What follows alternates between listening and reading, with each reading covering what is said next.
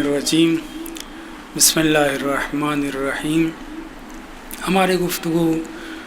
صحیفہ سجادیہ کی دعا نمبر 24 پر تھی۔ یہ دعا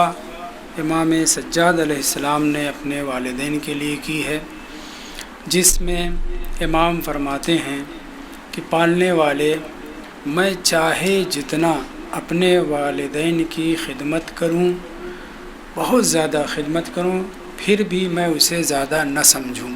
اب چونکہ کتاب نہیں ہے اس وقت، تو ایسے زبانی میں آپ کے سامنے بیان کر رہا ہوں کہ میں ان کی جو خدمت کروں، ان کی تعظیم کروں، ان کے لیے جو بھی کام کروں، چاہے جتنا زیادہ ہو، مگر میرے ذہن اور خیال میں یہ نہ آئے کہ میں نے زیادہ کیا ان کے لیے، اور اسے میں کم سمجھوں۔ دوسرا فقرہ اس کے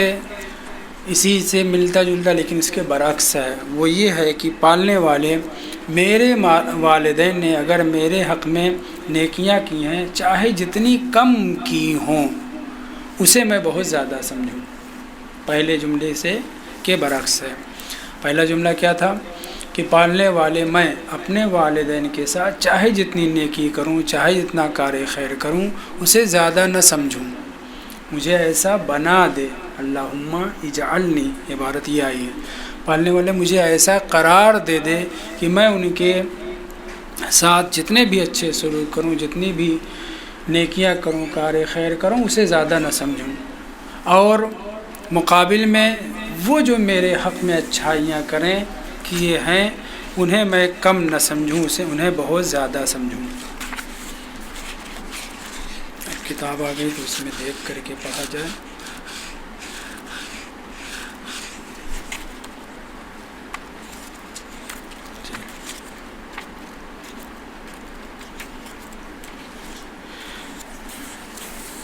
عبارت اس طرح سے،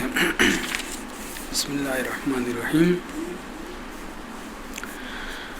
وَأَسْتَكْثِرَ بِرَّهُمَا بِي وَإِنْ قَلَّ، اگر میرے ماں باپ نے، اگر کے ساتھ ہے، چونکہ امام جو ہے سب کے لیے دعا کر رہے ہیں، اپنے لیے بھی، تو امام اوپر سے اجعلنی جو آیا ہے اسی کے اوپر عطف ہے، وجعلنی، پالنے والے مجھے ایسا بنا دے، کیسا؟ وَأَسْتَكْثِرَ بِرَّهُمَا بِي، جو انہوں نے نیک سلوک، اچھا کام، میری پرورش کی ہے، پروان چڑھایا ہے، کم بھی کیا ہو۔ ایسے تو ہر ماں باپ اپنے بچوں کے ساتھ، خاص طور سے جب وہ چھوٹے ہوتے ہیں، بچے ہوتے ہیں، تب ان کی ریکھ دیکھ کرتے ہیں، ذمہ داریاں نبھاتے ہیں۔ امام ایک ادنا آدمی کے لیے گویا گفتگو کر رہے ہیں کہ جس کے ماں باپ نے اس کے ساتھ علیکم السلام، پیدا ہونے کے بعد بہت کم کیا ہو، اس کا ریکھ دیکھ کم کیا ہو، تو کہنے کہ اگر کسی پالنے والے مجھے، اگر میرے ماں باپ نے میرے ساتھ کم بھی سلوک کیا ہو نیکی کا، تب بھی میں اسے زیادہ سمجھوں۔ وَإِنْ قَلَّ، دوسرا جو جملہ ہے، وَأَسْتَقِلَّ بِرِّي بِهِمَا وَإِنْ كَثُرَا، اور میں ان کے ساتھ نیکی جو میں نے کی ہے، ولو میں نے بہت زیادہ نیکی کی ہو، لیکن اسے میں کم سمجھوں۔ واضح ہوئی بات؟ جو انہوں نے میرے ساتھ نیک سلوک کیا اسے بہت زیادہ سمجھوں، اور جو میں نے ان کے ساتھ اچھا سلوک کیا اسے بہت کم سمجھوں۔ تو ماں باپ کے ساتھ طول تاریخ میں بہت سے بچوں نے، بہت سی اولاد نے اچھے سلوک کیے ہیں، خوب ریکھ دیکھ کی ہے، خوب ان کا خیال رکھا ہے، اور اس خیال رکھنے کے باوجود، اس طرح کے نیک سلوک کرنے کے باوجود، یہ ممکن نہیں ہے کہ کوئی بیٹا، کوئی بیٹی اپنے ماں باپ کا حق ادا کر سکے، اور یہ مسلم ہے، سب کا ذہن یہ کہتا ہے، ہر صاحب فطرت سلیم، قلب سلیم، عقل سلیم رکھنے والا انسان یہ مانتا ہے کہ ماں باپ نے جو ہمارے ساتھ احسان کیا ہے، ہماری پرورش کی ہے، ہمیں پال پوس کر کے بڑا کیا ہے، جو ان کے حق ہیں ہم انہیں ادا نہیں کر سکتے، یہ سب مانتے ہیں۔ لیکن اس کے باوجود معصومین علیہم السلام کی خدمت میں، اور خاص طور سے رسول خدا کی خدمت میں، بعض اکھڑ مزاج اصحاب پہنچ جاتے تھے اور سوال کر لیتے تھے کہ اے اللہ کے رسول، میں نے اپنے ماں باپ کے ساتھ یہ کیا ہے، یہ کیا ہے، یہ کیا ہے، کیا میں نے ان کا حق ادا کیا؟ تو مختلف مناسبتوں بہت سے مقامات پر ایسے ہوئے، انہی میں سے ایک مقام میں ذکر کرنے جا رہا ہوں کہ چاہے جتنا ہم نے اپنے ماں باپ کے لیے اسباب فراہم کی ہوں، عیش و عشرت کی زندگی ان کے لیے فراہم کی ہو، بالکل دنیا میں جنت ان کے لیے بنا دیں، اور آخر دم تک ان کی زندگی کے آخری لمحات تک اگر ہم ان کو محل دے دیں، جنت دے دیں، جنت سے مراد دنیاوی، اس کے باوجود ہم یہ نہ سمجھیں کہ ہم نے ان کا حق ادا کیا ہے۔ امام کے پیغمبر کے پاس صحابی پہنچا اور اس نے کہا، یا رسول اللہ، میرے ماں باپ بہت بوڑھے ہو گئے ہیں، شدید، خاص طور سے ماں کے لیے اس نے کہا کہ یا رسول اللہ، میری ماں بہت بوڑھی ہو گئی ہے، بہت زیادہ میں اس کی خدمت کرتا ہوں، وہ دونوں مجھے چاہتے ہیں، لیکن جو میری ماں ہے وہ بہت زیادہ نک کرتی ہے، فارسی میں کہتے ہیں، یعنی بہت زیادہ میرے اوپر اعتراض کرتی ہے، بہت زیادہ مجھے ستاتی ہے، بس منہ کھلا تو بس کھلا ہی رہ گیا، مسلسل صلوات پڑھنا شروع کر دیتی ہے۔ وہ کہہ رہا ہے کہ یا رسول اللہ، میں آپ کے پاس جو شکوہ کرنے آیا ہوں، اسی بات کا شکوہ کرنے آیا ہوں۔ پہلے جو فقرہ استعمال کرتا وہ یہ ہے، اے اللہ کے رسول، میرے ماں اور باپ جب دونوں بہت زیادہ بوڑھے ہو گئے تھے، تب سے میں ان کے ساتھ وہ کرتا ہوں، وہ خدمتیں انجام دیتا ہوں کہ جب میں بالکل چھوٹا تھا، پیدائش سے لے کر کے ایک عمر تک، جو وہ کام میرے ساتھ کرتے تھے، جس میں آپ سمجھ سکتے ہیں ہر وہ کام جو بالکل بچپنے میں گود میں جب بچہ ہوتا ہے جو وہ کرتے تھے، اب وہ نوبت آ گئی ہے کہ میرے ماں باپ اتنے بوڑھے ہو گئے ہیں کہ کچھ نہیں کر سکتے، میں سب کچھ کرتا ہوں، کیا میں نے ان کا حق ادا کر دیا ہے؟ توجہ ہے، ایک سائل صحابی ہے، پوچھ رہا ہے، فَهَلْ قَضَيْتُهُمَا حَقَّهُمَا، میں مکمل ساری ذمہ داریاں نبھا رہا ہوں۔ اندازہ کر سکتے ہیں کہ سب کچھ کھانا پینا اور اس کے بعد برعکس بھی جتنی چیزیں، جتنی ذمہ داریاں ایک چھوٹے سے بچے کی ہو سکتی ہے، وہ میرے ماں باپ سمجھ لیجیے اب چھوٹے سے بچے ہو گئے ہیں، وہ اٹھ بیٹھ نہیں سکتے، وہ کچھ نہیں کر سکتے، سب کچھ میں کرتا ہوں۔ کیا فَهَلْ قَضَيْتُهُمَا حَقَّهُمَا، کیا میں نے ان دونوں کا حق ادا کر دیا؟ یہ 1-2 سال سے نہیں ہے، سال ہر سال یہ مسئلہ چل رہا ہے۔ تو پیغمبر اسلام نے جواب دیا، یہ جواب آپ لوگوں کا یقیناً سنا ہوا ہے کہ ہما یحبان بقاءک، وہ تم جب چھوٹے تھے اور وہ جو تمہاری خدمت کر رہے تھے، تمہارے سارے امور انجام دے رہے تھے، ہما یحبان بقاءک، وہ تمہاری زندگی چاہ رہے تھے، ہمارا بچہ بڑا ہو جائے، پروان چڑھے، جلدی سے بڑا ہو جائے، وغیرہ وغیرہ، یعنی ان کی چاہت اپنی خدمت میں، یعنی بچے کی خدمت میں کیا تھی؟ بقا، حیات، زندگی، پروان چڑھے۔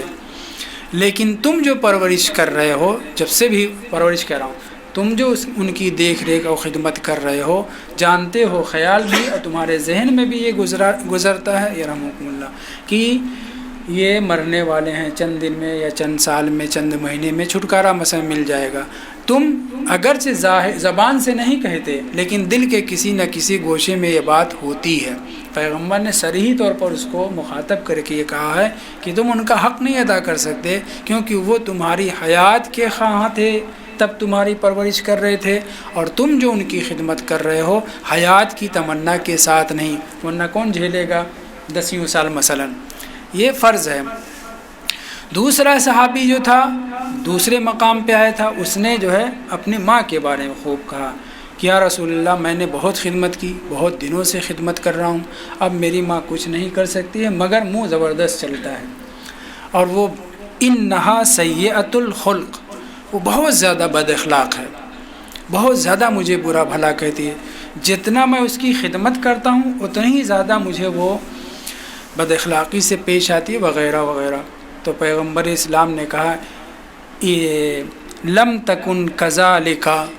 تمہاری ماں اس وقت ایسی نہیں تھی کہ جب تم اس کے شکم میں تھے اور تمہیں وہ اٹھائے پھرتی تھی۔ یعنی اسی پر انسان کو سمجھ جانا چاہیے کہ پیغمبر اسلام کیا کہنا چاہ رہے ہیں۔ کیا یہ تمہاری ماں تمہارے ساتھ اس وقت بد اخلاق تھی؟ اگر اس وقت بد اخلاق ہوتی تو تمہیں اپنے شکم میں نہ پالتی۔ وہاں پیغمبر نے یہ اسے جواب دیا۔ اسے سمجھ جانا چاہیے تھا، لیکن اس کے باوجود کچھ دیر وہ خاموش رہا، اور پھر تھوڑی دیر کے بعد یا رسول اللہ میں بہت پریشان ہوں، میں بہت زیادہ پریشان ہوں، میری ماں مجھے بہت ستاتی ہے، بہت برا بھلا کہتی ہے، گالیاں دیتی ہے، انہا سیئۃ الخلق، پھر وہی لفظ اس نے استعمال کیا، بہت زیادہ بدتمیزی سے مجھ سے بات کرتی ہے۔ پیغمبر اسلام نے پھر فرمایا کہ تمہاری ماں اس وقت ایسی بد اخلاق نہیں تھی، اس کا مزاج چرچرا، بد مزاج، تند مزاج نہیں تھی جب تمہیں وہ 2 سال تک تقریباً دودھ پلا رہی تھی۔ عبارت ہے عربی کی، اس وقت جب تمہیں دودھ پلا رہی تھی ایسی چرچری نہیں تھی، ایسی بد مزاج نہیں تھی، ایسے اخلاق اس کے نہیں تھی، وہ پیار سے، وہ محبت سے تمہیں اپنا خون جگر پلا رہی تھی، دودھ پلا رہی تھی، یعنی خون جگر پلا رہی تھی۔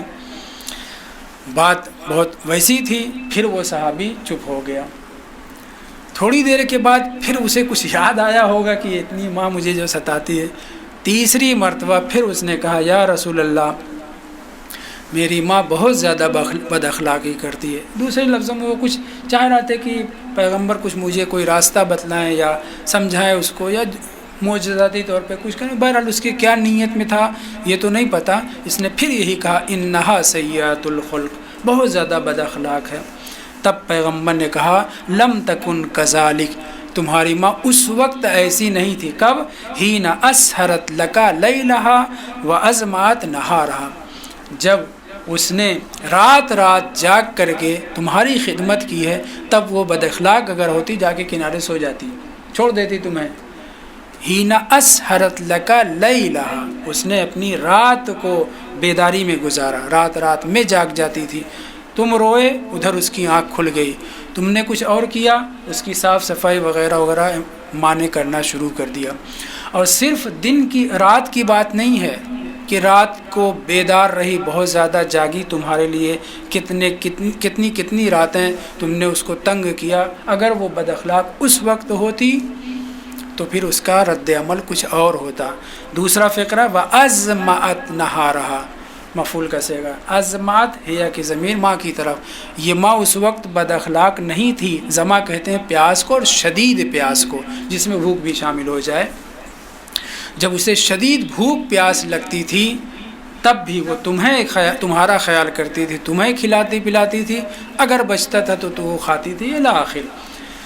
تیسری مرتبہ جب اس نے یہ سوال کیا تھا تو پیغمبر نے یہ جواب دیا، بھوکی پیاسی رہ کر کے تمہاری تیمارداری کرتی تھی، تمہارا خیال رکھتی تھی، تمہیں پروان چڑھاتی تھی الی آخر۔ اگر وہ شخص اس کے بعد بھی اس طرح کا کوئی جملہ بولتا تو شاید پیغمبر اس کا جواب دیتے، لیکن وہ پتہ نہیں کس خیال میں تھا کہ وہی سوال جو اس سے پہلے والے نے کیا تھا، لقد جازیتها، اے اللہ کے رسول ٹھیک ہے اس نے 2 سال میری پرورش کی، پروان چڑھایا وغیرہ وغیرہ، اب یہ جو میں کئی سال سے اپنی ماں کو جھیل رہا ہوں، دوسرے لفظوں میں گالیاں سن رہا ہوں، بد اخلاقی دیکھ رہا ہوں، کیا میں نے، توجہ رہے وہی ویسے ہی کہ حتیٰ اس کا سب کچھ اس وقت میں کر رہا ہوں، لقد جازیتها، کیا میں نے اس کے احسانات کو چکا دیا ہے، اس کی خدمتوں کا تاوان دے دیا ہے، اس کے ساتھ نیک سلوک کر کے جبران کر دیا ہے۔ پیغمبر نے پوچھا کہ تم نے اور کیا کیا کیا ہے ماں کے ساتھ، وہ جو بیان ہے وہ تو واضح ہے کہ اب وہ بد اخلاق ہے اور سب کرتی ہے۔ اس نے چہک کر کے گویا کہا کہ یا رسول اللہ حججت بہا علی عاتقی، میں نے اس کے ساتھ جو کرنا ہے کھانے پینے کے اور دیگر امور تو انجام دیے ہی ہیں، اس ماں کو میں نے اپنے کاندھے پہ اٹھا کر کے حج کیا ہے۔ بہت چھوٹا نہ سمجھیں، ہم جو حضرات گئے ہیں جانتے ہیں کہ کتنا لمبا چکر لگانا پڑتا ہے۔ پھر یہی نہیں، صرف خانہ کعبہ کا طواف نہیں، صفا و مروہ کے درمیان ویل چیئر نہیں تھا، کاندھے پہ کہہ رہا علی عاتقی، میں نے اپنے کاندھے پہ اس کو لے کر کے سعی بین صفا و مروہ کی ہے۔ منا میں، مزدلفہ میں، مشعر میں، جہاں جہاں جو عبادتیں کرنی تھی وہ میں ان کو اپنی کاندھے پہ بٹھا کر کے یہ سارے انجام دے رہا تھا، اعمال انجام دے رہا تھا۔ سوال اس نے کیا کیا تھا؟ لقد جازیتھا یا قد جازیتھا، کیا میں نے اس کے جزا، اس کے اعمال اور نیک کردار اور میری پرورش جو کی ہے اس کے میں نے برابری کر لی ہے؟ تو پیغمبر اسلام نے کہا لا ما جازیتھا ولا تلقا۔ توجہ کریں کیا کہنے پیغمبر اسلام، یہ جو تم نے خدمتیں کی ہیں اور کر رہے ہو، اور پھر اس کے بعد ماں کو اپنے کاندھے پہ بٹھا کر کے حج کرا چکے ہو، اب ایک مرتبہ یا کئی مرتبہ تو ذکر نہیں ہوا ہے، فرماتے ہیں کہ نہ صرف یہ کہ تم نے اس ماں کے خدمتوں اور پروان چڑھانے کا بدلہ نہیں دیا ہے، ولا تلقا، تلقا بھی ہو سکتا ہے، تلقا بھی ہو سکتا ہے۔ تلق کہتے ہیں جب درد ذہ اٹھتا ہے اس کو، یعنی نہ صرف یہ کہ تم نے اپنی ماں کی 2 سال 3 سال کی خدمتوں کا کوئی بدلہ نہیں دیا ہے، مکمل جبران ہی نہیں کیا ہے، ولا تلقا یا ولا تلقا، حتیٰ ایک درد جو اٹھتا تھا حمل کے زمانے میں، ولادت ہونے کے بعد، اس ایک درد کی بھی برابری نہیں ہوئی ابھی تک۔ تو ماں کی خدمتیں کہاں، اس کی زحمتیں کہاں، ہماری بقا اور حیات اور پروان چڑھانے کے ساتھ تربیت کہاں، اور ہم یہ سمجھیں کہ کھانا اچھا دے دیا، کپڑا اچھا دے دیا، رہنے کی جگہ اچھی مقرر کر دی اور سارے اسباب فراہم کر دیے تو ہم سمجھیں کہ ہم نے جبران کر دیا ہے۔ ایران میں بہت سے ایسے واقعات دیکھنے اور سننے کو دیکھا بھی ہے میں نے کہ شادی ہونے کے بعد ماں باپ بھی الگ کر دیتے ہیں، وہاں فرہنگ ہے، کلچر ہے، اور یہ لوگ بھی ماں باپ کو الگ کر دیں۔ بوڑھی ماں، گھر دے دیا، سامان فراہم کر دیا اور چھوڑ دیا۔ ایسا بھی ہوا کہ ماں 2-3 دن کے بعد، مرنے کے بعد جب مہک پیدا ہوئی تب پتہ چلا کہ ماں مر گئی یا باپ مر گیا اکیلے گھر میں۔ جی ایسے واقعات ہوئے۔ خلاصہ کلام کہ ماں کی خدمتیں چاہے جتنی کم رہی ہوں بچپنے میں، کہ جیسے ہم نہیں جانتے، یقیناً ہر ماں خدمت کرتی ہے۔ امام سجاد علیہ السلام فرماتے ہیں اس کو میں بہت بڑا جانوں، کم نہ سمجھوں ماں باپ کی خدمتوں کو، اور اگر میں ان کے سلسلے میں بہترین خدمتیں انجام دے رہا ہوں تو اسے بڑا نہ سمجھوں۔ دوسرا، اسی ضمن میں واقعہ کہ ہم اپنی خدمت کو، اگر خدمت کی ہو، ہم لوگ تو مسافر ہیں، بہت کم خدمتیں کر پاتے ہیں ماں باپ کی، لیکن جو کر پاتے ہیں، جن کو اللہ توفیق دیتا ہے، انہیں کبھی یہ نہیں سوچنا چاہیے کہ چلو ہم نے بڑا کام کر لیا ماں کے لیے، باپ کے لیے، ہم کو زیارت کروا دی، 40 پہ بلا لیا وغیرہ، کبھی یہ تصور بھی ذہن میں نہیں آنا چاہیے۔ ہمارے ایک بزرگ عالم دین ابن ابی جمہور احصائی ہیں، ان کی کتاب ہے اوال العالیہ غوال العالی، 4 جلد میں ہے۔ بعض روایتیں، کافی حد تک بعض روایتیں انہوں نے سنی کتابوں سے اخذ کی چونکہ اخلاق کے اوپر لکھ رہے تھے، اور بعض روایتوں پہ اعتراض بھی ہمارے بزرگوں نے کیا ہے، اور بہت زیادہ ان کو مضبوط نہیں مانا ہے، مگر بعد میں اواخر کے علماء نے کہا نہیں، وہ بہت مضبوط تھے، بہت متقی پرہیزگار تھے، مگر جب سنی کتابوں سے نقل کریں گے تو اچھی بری چیزیں آ ہی جائیں گی۔ بہرحال یہ کتاب اخلاقی اعتبار سے بھی بہت اچھی ہے اور بہت مطالب پر مشتمل ہے۔ ایک عیب اور اس کتاب میں ہے، وہ یہ ہے کہ سند نہیں ذکر کی ہے، روایات کی سند ذکر نہیں کی ہے، تو اب جو روایتیں ہمیں اس میں ملیں، دوسری کتابوں میں اگر اس کی سند ہے تو پھر وہ روایت قابل قبول ہوگی۔ اسی کتاب میں ایک صحابی پہنچتا ہے اور رسول اسلام سے پوچھتا ہے کہ ما حق الوالد، ماں کے ساتھ ما حق الوالد، باپ کا کیا حق ہے؟ حق سے مراد یہاں پہ یاد رہے، اس سے پہلے کس درس میں یاد نہیں ہے، حق کے معنی واجب کے ترجمہ کیا جا چکا ہے، یعنی اس کے سلسلے میں ہماری کیا ذمہ داریاں ہیں، کیا فریضہ ہے، کیا ہمارے اوپر واجب ہے،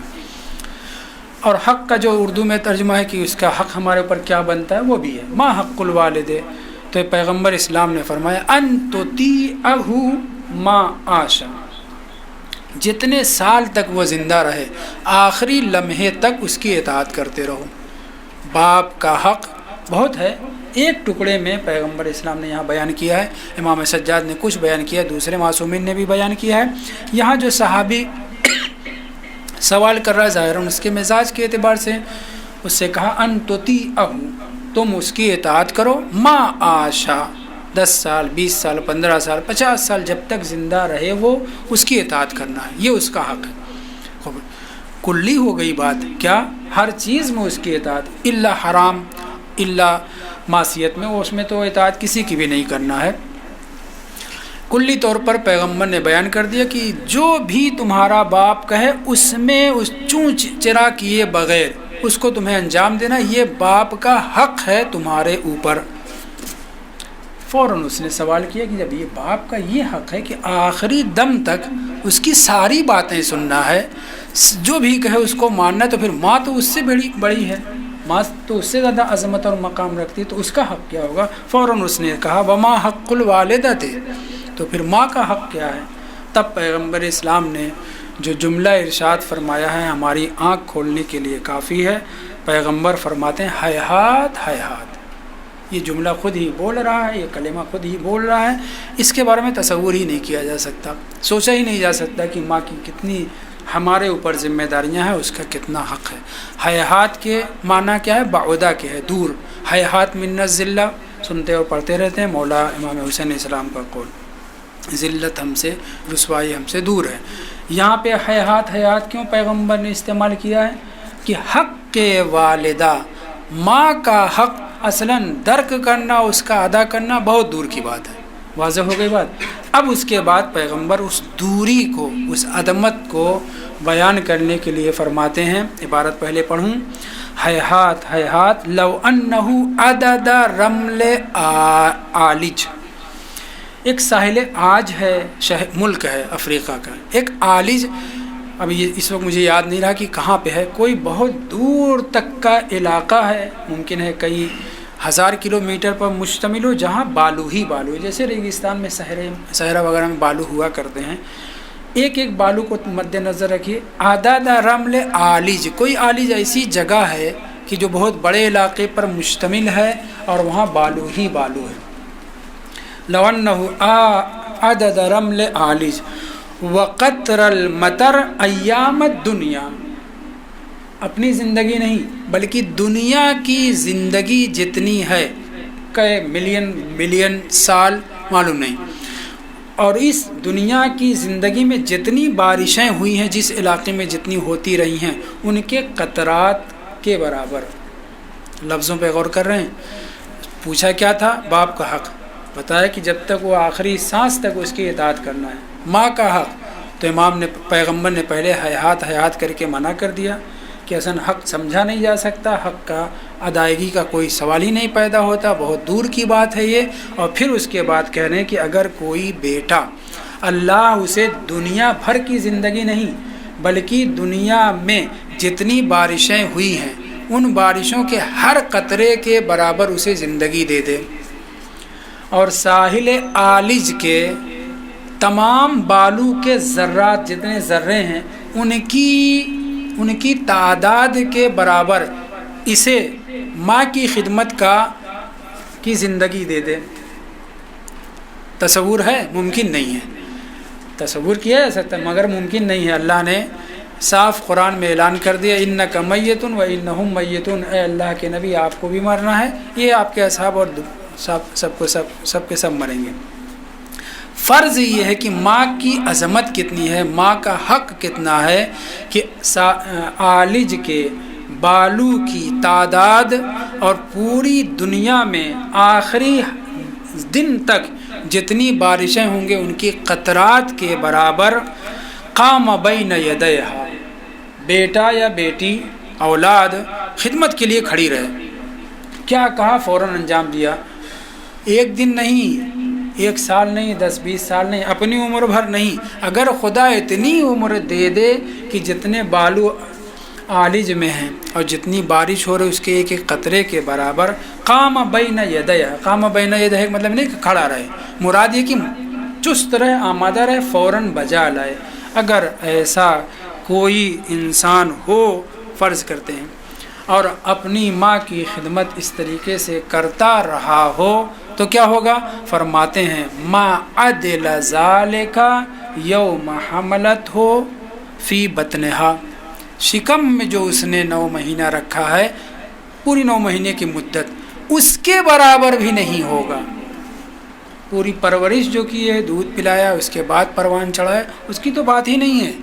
حتیٰ وہ ایام، جن ایام میں اس نے اپنے شکم میں بچے کو اٹھایا ہے، ان ایام کی زحمتوں، درد وغیرہ کی برابری نہیں ہو سکتی۔ پیغمبر نے ایک چھوٹی سی بات کہی ہے لیکن بہت بڑی بات ہے۔ وہ کیا ہے چھوٹی سی بات؟ ایام حمل 9 مہینہ درد ہوا، 1 دن 2 دن 10 دن جو بھی ہوا، اس ایام حمل کی جو سختیاں ماں نے جھیلی ہے اس کی بھی برابری ایسا بیٹا نہیں کر سکتا جسے خدا اتنی طولانی عمر دے اور وہ اس کی خدمت کرتا رہے۔ پیغمبر کا یہ فرمان بتلا رہا ہے کہ باپ کی مدت حیات بھر اس کی اطاعت کرنی ہے، جبکہ ماں کی اطاعت ایام دنیا میں بارشوں کے قطرے اور آج کے عالج کے کثیر بالوں کی تعداد کے برابر زندہ رہ کر بھی خدمت کرنے سے امکان نہیں ہے، وہ بھی صرف مدت حمل کی برابری کریں، ماں عدلہ اس کے برابر بھی نہیں ہو سکتا۔ اس فرق سے اندازہ ہوا کہ رسول خدا یہ بتلانا چاہ رہے ہیں کہ ماں کا حق بیٹوں اور اولاد کے اوپر باپ کی نسبت بہت زیادہ ہے۔ بس اتنا ہی کہوں گا۔ مدرس افغانی صاحب مرحوم، جن کے میں سمجھتا ہوں صرف میر سے لے کر کے کفایت تک کی کیسی جو سیڈیات کیا نام ہے ایران میں مل جائیں گی، وہ یہ کہتے تھے کہ جب کوئی چیز کے بارے میں بہت بیان کرنا تو دیر تک کہیں بہت ہے، اور حقیقت ایسے ہی ہے۔ کوئی چیز زیادہ بیان کرنی تو وہ لفظ بہت کو کھینچ کر کے کہتے تھے بہت، اب اس کے آگے بہت کے آگے ہمارے پاس کوئی لفظ ہے ہی نہیں۔ بہرحال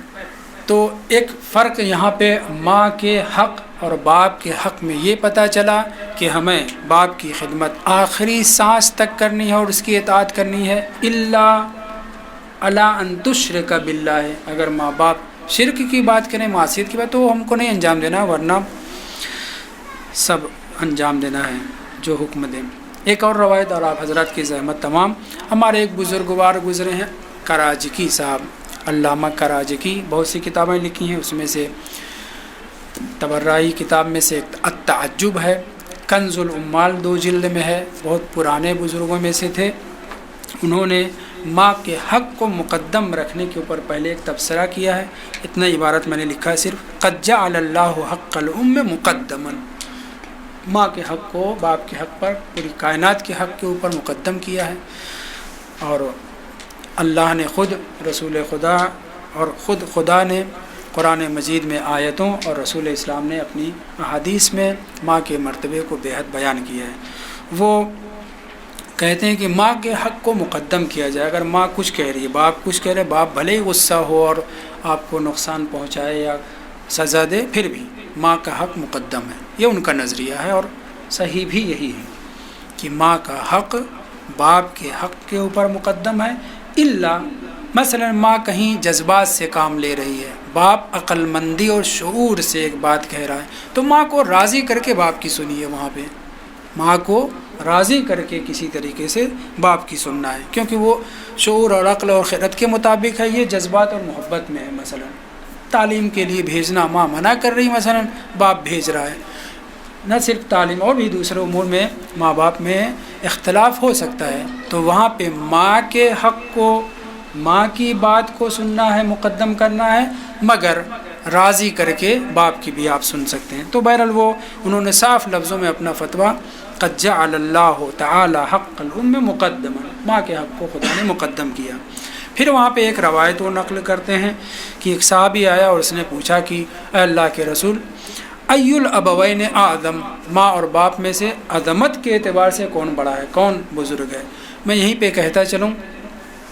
بعض روایتیں ایسی بھی ہیں کہ جس سے یہ پتہ چلتا ہے کہ باپ کی سننا ہے، باپ کی عظمت زیادہ ہے، لیکن پرورش کے اعتبار سے کھلانے پلانے اور 2 سال جو رضا کے زمانہ ہے اور وغیرہ، ان سب کے اعتبار سے ماں کا حق جو ہے مقدم ہے۔ تو ہمارے علماء بعض کہہ چکے ہیں، ان کے ہاں عبارت موجود ہے کہ باپ کا حق مقدم ہے، لیکن کس چیز میں مقدم ہے؟ جہاں عقل و شعور کی بات ہو، جہاں اس طرح کی بات ہو، وہ انشاءاللہ آئندہ بیان کریں گے کہ کیسے ایک طرف جو ہے ماں کے حق کو روایت کی روشنی میں بلند اور مقدم کر رہے ہیں، دوسری طرف باپ کے حق کو مقدم کیا، یہ کیسے ہو سکتا ہے؟ تو اجمالی جواب یہ ہے کہ ہر امر میں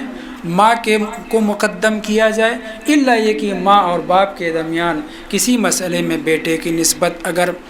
نزاع پیدا ہو جائے تو ماں کو خوش کر کے راضی کر کے باپ کی سننا ہے، کیونکہ وہ شعور اور عقل کے مطابق کہہ رہا۔ اور اگر اس کے برعکس ہو تو باپ بھلے ہی جو ہے غصہ ہو رہا ہے، اگر عقل و شعور کے مطابق ماں کی بات ہے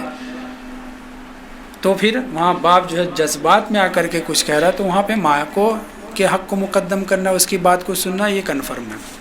اس نے پوچھا کہ ای الابوین اعظم، اے اللہ کے رسول، ماں اور باپ میں سے کون اعظم ہے، عظیم حق رکھنے والا ہے؟ تو پیغمبر نے جو جملہ ارشاد فرمایا ہے یہ اسی اوائل الاعالی میں ہے۔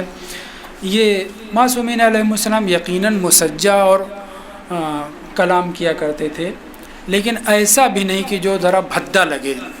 اسی لیے اوائل الاعالی کی بعض روایتوں کو اس لیے بھی قبول نہیں کیا ہے، ایک تو سند نہیں ہے، دوسرے کہ لکھنے والے بزرگوار انہوں نے سنی کتابوں سے لیا ہے، دوسرے بعض کلمات ایسے ہیں کہ جیسے بیٹھ کر کے سجایا گیا ہو، سیٹ کیا گیا ہو شعر کی طرح سے، اور پھر اس کے بعد بولا گیا۔ ان میں سے ایک کلام یہ بھی ہے، کیا؟ التی حملت ہو بین الجنبین وارزت ہو بین الثدیین وحزنت ہو بین الفخذین وفدت ہو بالوالدین۔ تو یہ شعر کی طرح سے عبارت لگ رہی ہے۔ معصومین یقیناً مسجع کلام کرتے تھے، لیکن ایسا بھی نہیں کہ جس میں بھدے کلمات آ جائیں۔ تو وہ اولا ہے، وہ اعظم ہے، وہ اس کا حق زیادہ ہے جس نے تمہیں اپنے پہلو میں پرورش دی اور حمل کیا، مراد یہ کہ باردار رہی، جس نے تمہیں سیراب کیا، کھلایا پلایا، جس نے تمہیں پرورش دی، اپنی آغوش میں رکھا، جس نے تمہیں جو فدا کیا، فداک ابی و امی کہا، مائیں اس طرح کے جو کلمات استعمال کرتے ہیں۔ تو یہ کلمات اتنے مسجع مگر الفاظ تھوڑا سا ہلکے ہیں، جس کی وجہ سے بعض علماء نے کہا کہ یہ ظاہراً روایت نہیں ہے، کسی نے گڑھ دیا ہے، یا اپنی طرف سے میں کیوں کہوں شبہ والی روایت ہے، لیکن مطلب واضح ہے کہ یقیناً ماں باپ میں ماں کا حق عظیم ہے۔ والحمدللہ رب العالمین۔